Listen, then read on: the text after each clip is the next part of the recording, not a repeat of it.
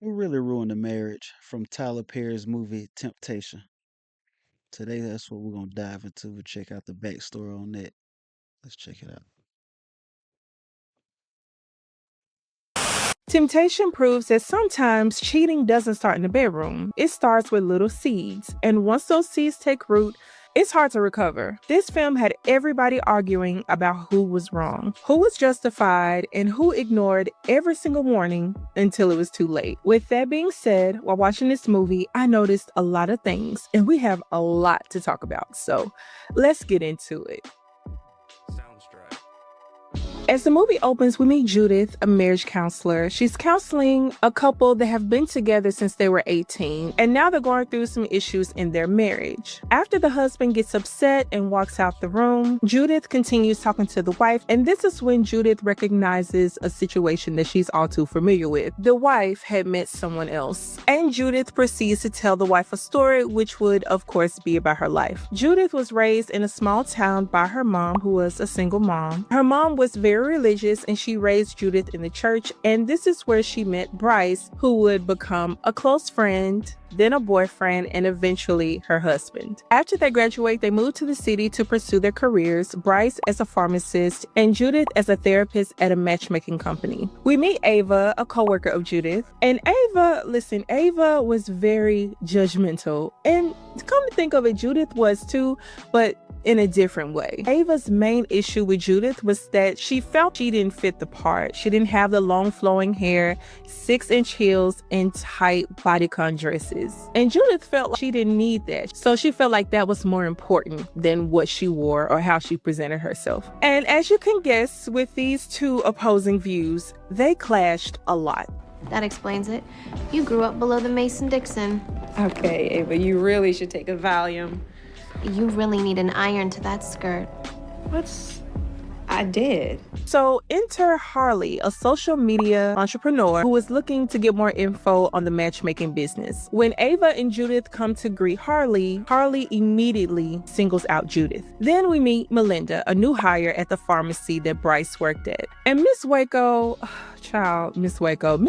gave Melinda a very warm, and I say that sarcastically, welcome to the pharmacy. She pretty much told her that they perform regular checks on the cash register. And then she, along with Brice, started asking Melinda all these questions, and you could tell that she was very uncomfortable with them prying into her life. Rightfully so, because if you just assume that I'm gonna steal, I'm not telling you anything. And then when I don't tell you what I have going on in my life, you assume. No husband, and that blouse she's wearing, and those boots. She's a lesbian. Back at the agency, Judith and Harley were having a lighthearted debate about love and how to find it. While Judith preferred the old-fashioned way of meeting someone randomly and falling in love that way over time, Harley thought that adding social media to the mix was a good thing since more people were meeting each other online versus out and about. After talking with her for a little bit, Harley mentions that she looks familiar. Turns out they ran at the same park. Judith jokes about Harley running with his shirt off, trying to get all the girls' attention. And this was meant to be a dig, but Harley didn't take it that way because it revealed that he had gotten her attention. No, you're running with your shirt off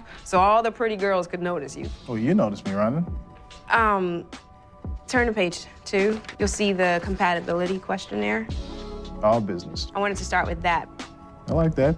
Judith came home and expressed her frustrations about her job, Harley, and how she's not where she wants to be career-wise. She told Brice that she couldn't wait to start her own practice. Instead of Brice understanding her frustration and being encouraging, he reminds her that she has 10 to 15 years before their dream happens. Listen, Brice was not encouraging at all, and he was so dismissive. You'll see what I mean as this recap goes on. On top of this, Judith's mother was coming into town, and she was really not looking forward to it. As a surprise, Brice takes her out to eat, and as they're walking back to their car, a group of guys heckle Judith. She immediately gets upset, starts yelling back and being just as disrespectful to them as they were to her. Whole time, Brice was just focused on getting them in the car and away from the situation. And Judith resents him for this. Some things you just gotta ignore.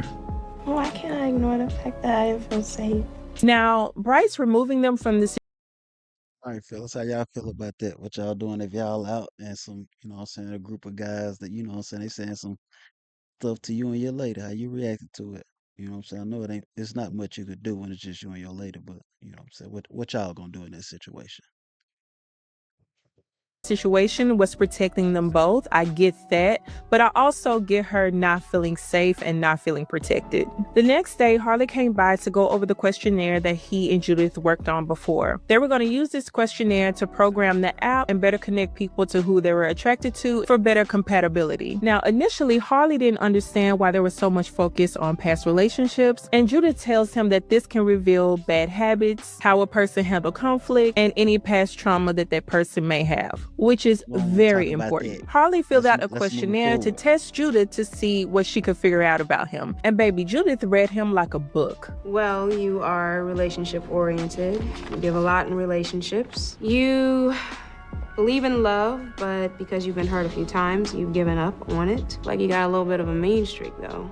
Back at the pharmacy, as Melinda is preparing to go home, Miss Waco noticed that something is off with her by the way she covers herself with her hoodie. And of course, Brice dismisses this per usual. But at this point, Brice we is know that just as something is grimy. definitely going on with Melinda. She gets home and it's obvious that she's still spooked. She walks around her home with a bat and she's scared. As Harley and Judith continue working together, Judith tells Harley that she's been married for 6 years and she and her husband have known each other for 19. And she was also turning 26 in a couple of days. She mentioned how she feels like she's not where she wants to be in her career or where she thought she would be by her age. She thought she'd have her license by now, her own practice, and she was feeling a bit discouraged. So, unlike Brice, Harley encouraged her and told her to make it happen. You should totally do that. You're super smart. You're bright, you're intelligent, you're motivated. Set up a business plan and make it happen. And this was the exact opposite response that her husband gave her. And here is where we got the first seed. He motivates her. And Harley's past relationship comes. So in that situation right there, you know what I'm saying, that's kind of equivalent to, you know, Harley being a business owner. You know what I'm saying? He telling her to jump out on a limb, just go for it, try it. And then Brice being a, you know what I'm saying, just a 9 to 5 worker, where it's just like, you know, you got to work toward it. Like, just let's work toward it. You know what I mean? So it's kind of two different mindsets. So he had a relationship with his college girlfriend and they were head over heels in love, and then it was over. There were no whys or what led up to this, just very vague. But basically, he's been floating ever since. He asks Judith if she's happy, and she says that she is, but you can tell that her response is more of what she thought she should say than how she really feels. And there is a vibe between them for a moment, but then Judith pulls away. Harley mentions how on the questionnaire there were no questions about sex. And there was a reason for this. Judith didn't believe in having sex before marriage. So now, Harley was intrigued. I just keep picturing this kind of same old, boring, fluff the pillows, always in the bedroom kind of thing. Be with another man, you know the sex should be random. All right.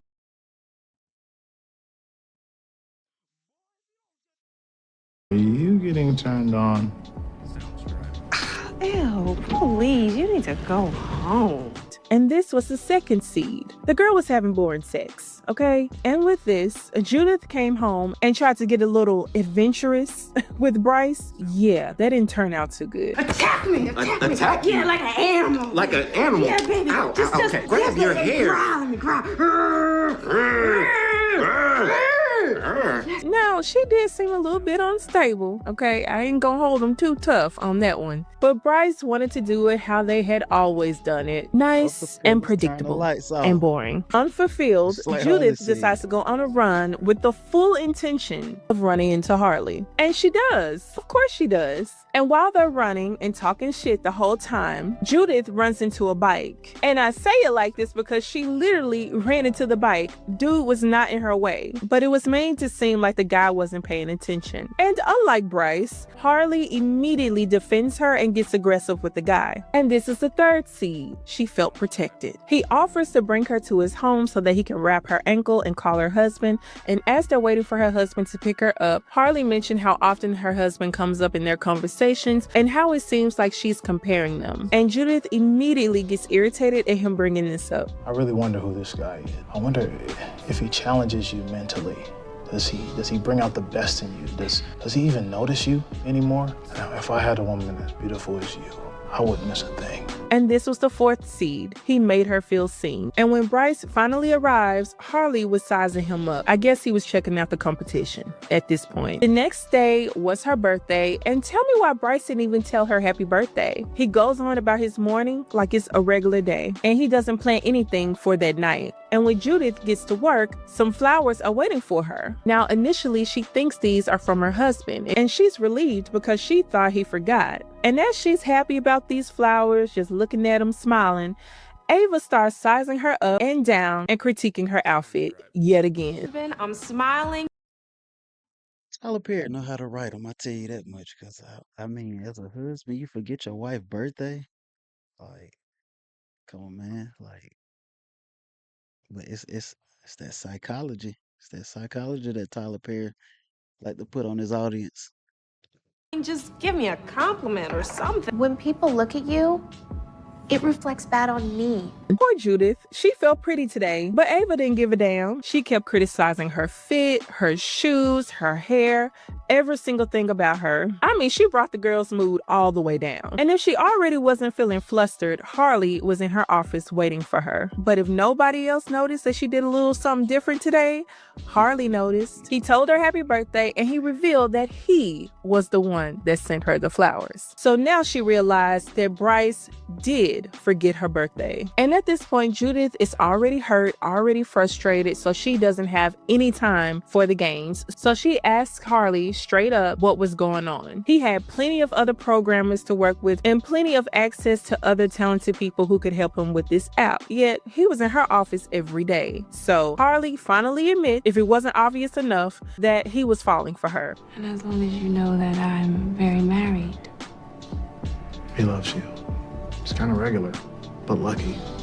You just don't impress me as the type of person that would be satisfied with a man like that. You know, maybe at one point in time in your life. But where you're going, I just don't see that lasting. Fifth seed.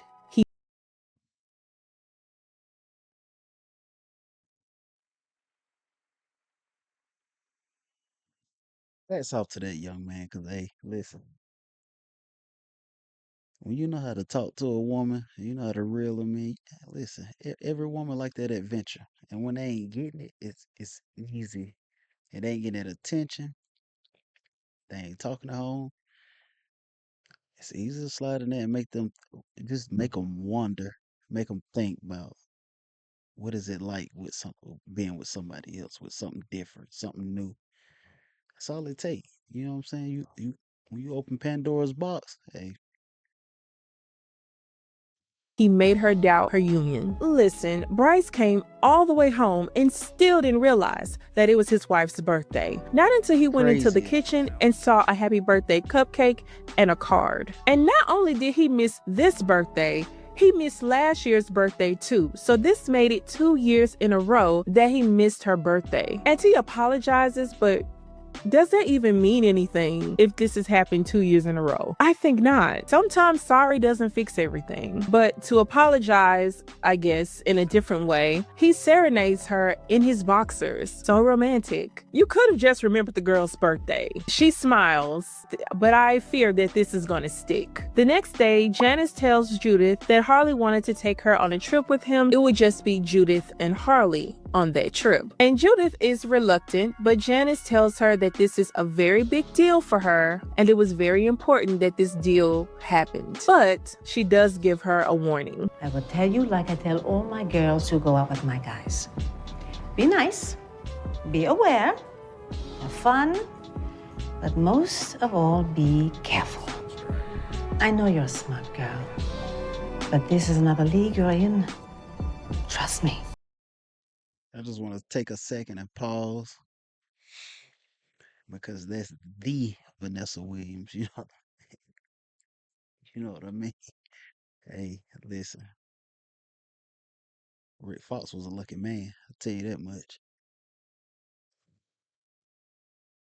We go to Melinda, and as she's working, she hears a customer come in, and you can faintly hear the customer, but you can clearly see that Melinda was scared. Could this be who she was trying to avoid? Now, this is when I put two and two together when I saw this film back in the day, but I won't say it just in case there's anyone who hasn't seen it. But if you watch Tyler Perry, you pretty much know the plot by now. At this point, Judith was overwhelmed, so she went to Ava, out of all people, and confided in her about her husband forgetting her birthday, and clearly, Ava was not the consoling kind. You are forgettable. You have to make a man remember you. Tried to give you my assistance, but you don't want it, so get out. Judith finally asked Ava for some help, and baby Ava couldn't wait. She'd probably been waiting for this since Judith walked in the door on her first day. Back at the pharmacy, Melinda was still shaken up by the mystery customer that came in earlier. It's here where she tells Miss Waco and Brice about her abusive ex. And we get a brief history of their relationship. It was a typical, she was wined and dined, they fell in love,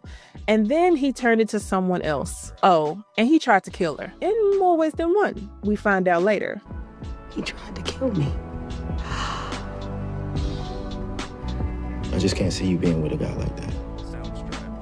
Oh, now you can Sometimes see. you never know who Now you're you know married to. something. We fast forward to Judith and Harley going to New Orleans, Come on, Brice. having the Shit. meeting. The meeting goes Make us well. look After bad. the meeting, they explore New Orleans and they have a really good time. When they get back on the plane, they continue to talk to each other. As they talk, the topic of being taken for granted comes up, and this is something that they could both relate to. Well, Judith more than Harley, but we'll get to that. Harley brought up his ex and how he loved her so hard, yet his ex took him for granted. Harley admits that he finds Judith beautiful, and then he revealed that he liked to make love to her. See, all those seeds have led to this moment. She reminds him that he's married, but he don't care about none of that. He reminds her that she's not happily man. married. Judith admits that she's not motivated to dream anymore, and she no longer sees the point of doing so.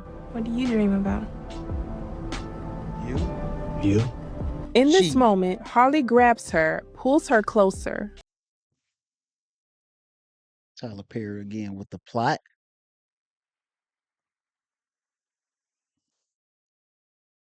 Listen, that young man saying all the right things. All the right things. All the things that she want to hear. That's what she's getting. That's what she getting. All the right things. Hey man, Tyler Perry good at this stuff, man. I tell you that much because he made Brice. You know what I'm saying? Looking back on it, Brice, goddamn Brice. Brice was full of shit. She fights him off at first, so much so that Harley takes a beat and questions if she really wants to do this. And you already know where this is headed. She eventually gives in to him. Our girl is gone. Yeah. So after the boots were knocked, Harley brought Judith home and she immediately tries to end things with him. She feels guilty, tries to walk away, and he gets upset and follows after her. Ironically, Brice and Sarah, Judith's mother, pulls up shortly after. So they had to table this conversation. Now, Sarah, you couldn't hide nothing from Sarah. Sarah saw right through Judith and Harley. She knew something was up. Brice, not so much. That man didn't pay This is attention to green. shit. Come on, Judith Brice. immediately Shit. regrets what she's done, and she tries to carry on like everything's normal, but baby, Sarah could see all those fractures in their relationship. As they're having dinner, Brice mentions how good it is to have a home-cooked meal, and Sarah immediately judged Judith about not cooking for her man. Harley comes up in the conversation, and Judith tells Sarah how nice he is, and you know Sarah did not care nothing about that. In her mind, nice didn't mean anything if Harley didn't know the Lord. And then Brice brought up how they didn't go to church on Sundays, and Sarah goes on a tangent about that. She also complained about how Judith missed the morning prayers and how they didn't talk like they used to. Well, how long you staying? I done got on your nerves. Later, Brice tried to apologize for what he told Sarah, but even the guitar couldn't save him. Judith was officially over his shit. The next morning, Harley returned to the office, but he avoided Judith the whole time. And check this out, she takes this personally. So what? Is this what you wanted, huh? You wanted to just have sex with me and just ignore me after that? He accused her of playing games, and he even demanded to put her husband on the phone. And this was the biggest clue that he was possessive, which is not healthy.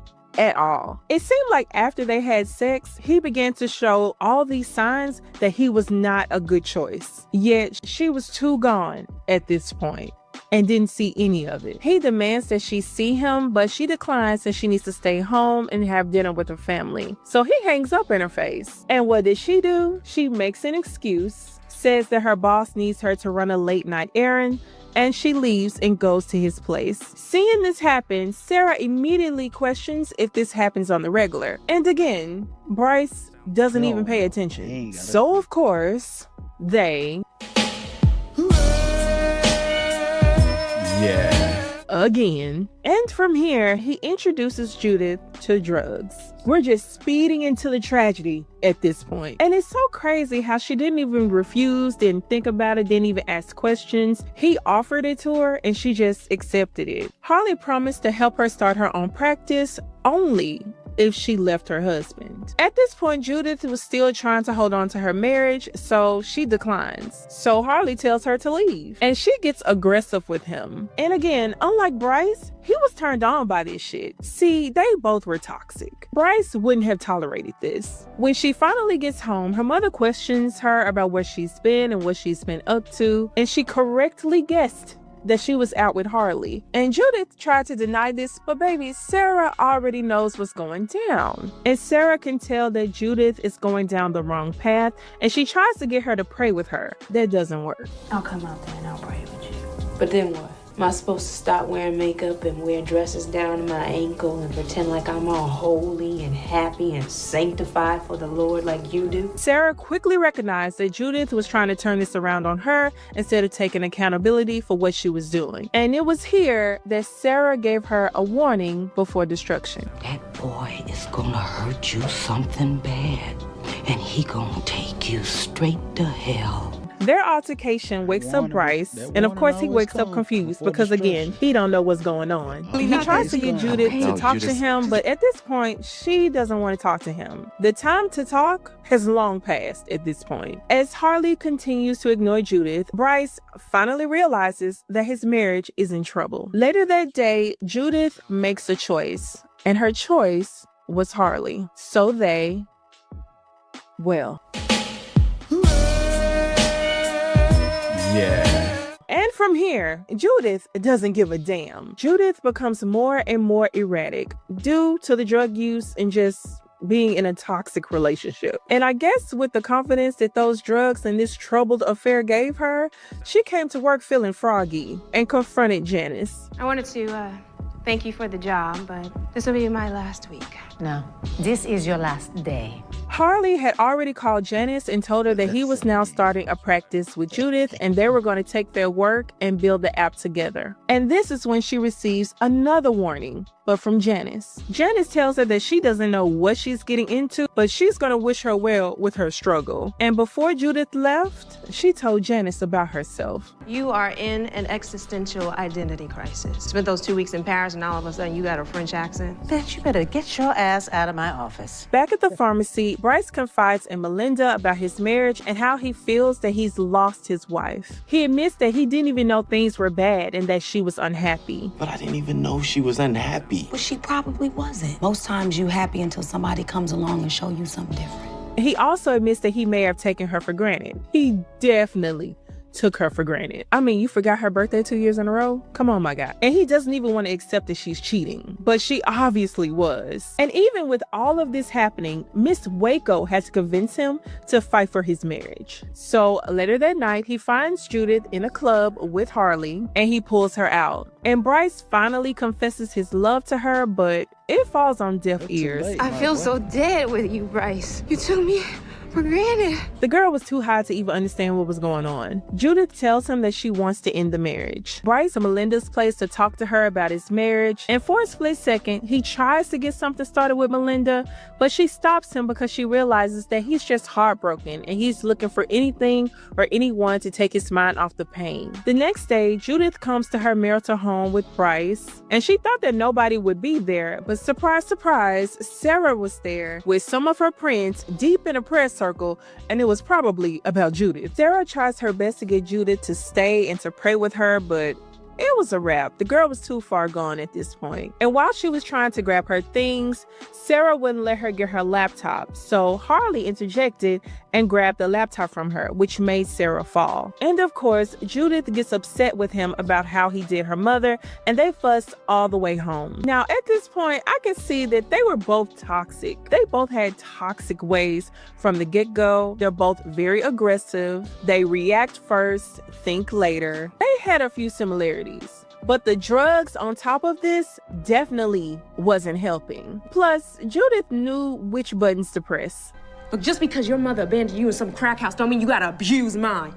I don't give a damn what she did. So we have mother wounds. Got it. Harley gets upset that he can't find his drugs, and then he notices that Judith is planning to leave, and so he gets upset about that. Then everything escalates to Harley hitting Judith. Meanwhile, Brice is still in Melinda's. They're talking about Melinda finding love again, and this is when Melinda reveals that she has HIV, and she got it from her ex. And you may be thinking, if you don't already know, who is this ex? Well, of course, it was Harley. So they, Brice and Melinda, rushed to Harley's place to save Judith. At this point, Judith is in bad shape and she's beaten up in the bathroom. He brings Judith back to the truck with Melinda, and then he goes back in the house to beat Harley's ass. After this, we fast forward to Judith again being in her office as a marriage counselor talking to the wife. And with this story, she was able to convince the wife to stay with her husband and leave the other guy. After work, Judith went to the pharmacy to pick up her meds, and Brice still worked there. And here is where we see an older Brice and Melinda. I just now noticed that they had Lance all gray and stuff, but Melinda still looked the same. So we're not gonna question it. It's Tyler Perry. Anyway, Melinda still works there. Brice is now married with a child, and I guess Melinda is still working at the pharmacy. But then we have this sad ass ending where Judith walks out the pharmacy and they roll the credits. Listen, I hate this ending with a passion, but that was the end of the movie. And here are my final thoughts. What really got me about this movie is how intentional the setup was. Tyler Perry didn't just drop Judith into an affair, he planted seeds, and those seeds were watered slowly. Harley listened. He encouraged her dreams, he complimented her, he made her feel seen, protected, and validated in ways she hadn't felt in a long time. Each interaction pushed her just a little further away from her marriage until the line was blurry enough to cross. Brice was a problem too, not a villain, but definitely part of the breakdown of their marriage. He was inattentive, complacent, dismissive, and emotionally checked out. He didn't motivate Judith, didn't cultivate her goals, and didn't really see her. Forgetting her birthday twice? Unforgivable. I don't care how tired you are or how long you've been married, that mattered. It mattered to her, and he told her exactly where she stood. What we watched was two people naturally growing apart and becoming completely different versions of themselves. Brice grew comfortable. Judith grew restless, aggressive, frustrated, and hungry for more. She felt taken for granted, unseen, unsupported, and disconnected from Brice, from herself and her faith. Neither of them were fighting for the relationship the same way anymore. And the biggest issue was that they did not communicate at all. Judith didn't fully express how unhappy she was or what she needed until it was too late. She internalized everything, built resentment, and then poured that energy into someone else. Brice wasn't emotionally present enough to notice the cracks forming, and by the time he did, the foundation was already gone. Brice wasn't a bad man, but he wasn't a good partner for Judith during that particular season of their relationship. And Judith wasn't innocent either. She made bad choices. Two things can be true at the same time. As far as warnings before destruction, Sarah clocked Harley immediately. Janice warned her as well. Ava didn't notice that Judith wasn't just changing her clothes, she was losing herself. But Ava was too focused on appearances to see the danger forming right in front of her. She was just happy to give the girl a damn makeover. And Melinda, I'm not gonna lie, I saw that storyline coming from a mile away. It was very predictable. Still heartbreaking though. She survived Harley, contracted HIV from him, rebuilt her life, only for Judith to walk into the same trap. What is Tyler Perry's obsession with rushing endings and leaving people miserable. I hate this ending. Yes, her Crazy. choices had consequences. Yes, her life changed forever. But why does he always make it seem like one bad decision means you're doomed forever? We could have seen her rebuild, start her own practice, find fulfillment outside of romance, learn how to live with her diagnosis and still have joy. Same with Melinda. Is she just stuck at the pharmacy forever? Not aging? The only person who gets a remotely hopeful ending is Brice, with his unattentive ass. Everybody else is left in despair, and that's frustrating. Overall, Temptation is a cautionary tale about unmet need, poor communication, emotional vulnerability, and how small compromises can snowball into life-altering consequences. It's another Tyler Perry film that's not completely terrible, but it could have been better. Anyway, that's it for this recap. Please like, comment, and subscribe if you haven't already. So y'all tell me who y'all think ruined a relationship. You know what I'm saying? It was a to me I just think it was a big case of no communication. And at the end of the day, I gotta stick with my original choice. I think it's Judith's fault. You know what I'm saying? Because she had issues. Of course, Brice was sucking it up.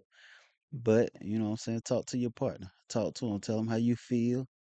You know what I'm saying? And if that don't work, then y'all just figure it out from there. But if you don't talk, then you take matters in your own hands and you start doing all the wrong things. But y'all tell me what y'all think in the comments. Who y'all think ruined the relationship? How did y'all feel about that movie? You know what I'm saying?